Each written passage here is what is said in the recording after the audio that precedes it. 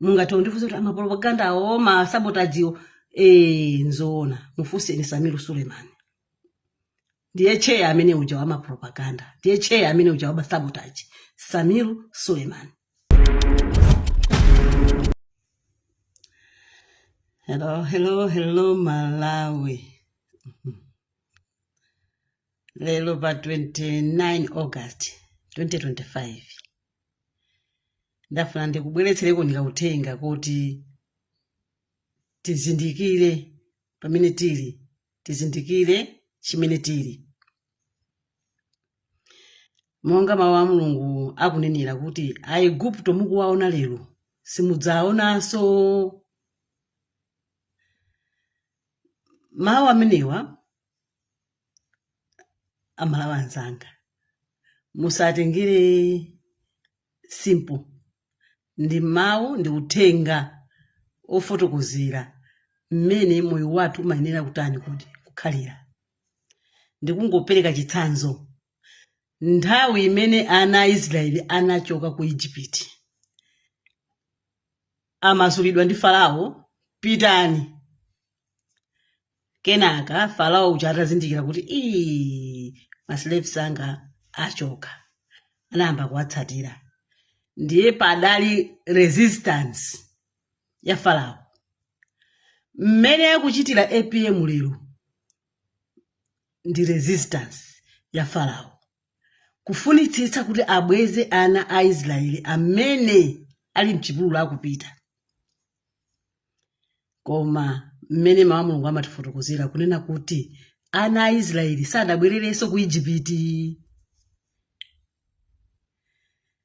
Pamene amanyamuka ku Egypt ana a Israeli, pananyamuka nawo anthu ena ongoti tinke nawo atinke nawo, ndiye adasokosa njira yonse. Ndikupatseni chitsanzo. Kungoyambira 2020 atinke nawo adasokosa njira yonse. Kuyambira 2020 mpaka lero atinke nawo kutanibe akupanga bephokoso, koma sizikutanthauza kunena kuti ana a Israeli angabwererenso ku Egypt. Atinke nawo aja ndithu phokosolo apanga amakhala ochepa, koma chifukwa choti phokoso limamveka patali. Ndiye chifukwa lero mukuona akupanga phokoso. Adangoyambira 2020 uja iyayi panopa chakwera sanga 100 days, iyi chakwera panopo tikungomupatsa 3 months, chakwera mpaka na pano. Atinke nawo kutanibe ikodi akupanga bephokoso. Koma Aigupto mukuwaona lerowa ngakhale resistance itakula motani, ana a Israeli sangabwererenso ku Igupto. Ulendo adanyamuka, pano ndi forward go. Musatekeseke. Kaya akuoneka kuti Farao uyu akudza moyeramu, koma Farao nthawi zonse pamene amathamangira ana a Israeli anali patsogolo, Farao amabwera mbuyo. Pamene akuyembekeza kuti ndatsala pang'ono kuagwira, ndatsala pang'ono kuabweza ana a Israeli kuti azibwerera ku Egypt, ndi pamene tsopano Mulungu adamuuza Moses, tembenuza menyaso madziwo. Muwaona pa 16 September Farao ndi gulu lake lonse likutani kodi likumira. Kwa iye okhulupirira akhulupirire izizi kuti zimene zichitike pa 16 ndi zimenezi. Kwa iye amene amadziwa malemba adziwa kuti pa 16 idi Farao akutani akumira. Sizidayambe lero izizi, sizidayambe lero. Mungathe kuona kuti njira zonse zimene Farao ankachita kumuchitira Moses, njira zonse zonso Peter Mutharika wapanga kumupangira chakwera. Koma chakwera akupanga focus forward.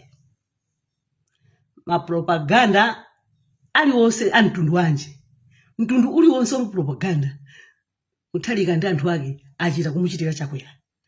Mtundu uliwonse wa sabotage Mutharika wapanga kumuchitira chakwera. Koma chakwera akupanga focus forward. Mungatondifuza kuti amapropaganda awo masabotajiwo nzoona mufuseni Samiru Suleiman. Ndiye cheya amene uja wa mapropaganda, ndiye cheya amene uja wa sabotage, Samiru Suleiman. Ndimakhala ndikubwiriza zimenezozo. Muzomvetsa chisoni nakuti m'malo moti apereke chitsanzo cha mtundu wake umene iye uja amawuyimira, koma amakhala patsogolo ndi masabotage, amakhala patsogolo ndi mapropaganda kutengera kukoma mtima kwa chakwera. Chifukwa akadakhala ngati Bingu zamapanga Samiru Suleiman, masabotage amapanga Samiru Suleiman aja, akadakhala ngati Bingu Samiru Suleiman akadakhala atachotsedwa mdziko linolo, akadapatsidwa 24 hours. Bingu samatengera kuti kuti ine ndabadwira konkuno ka ndili ndi certificate ndili ndi ID yoti amwe Malawi yani kachani. Bingu wamuthalika samapanga zimenezozo. Apapa Samiru Suleiman masabotage onse amene umapanga iweyo uzithokoza kuti udakumana ndi abusa.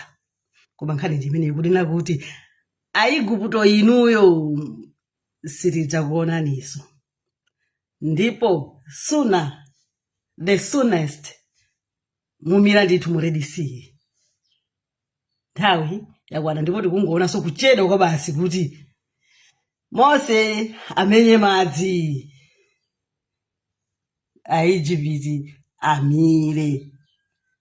Tikhale ndi tsiku lopambana Malawi. Zikomo kwambiri.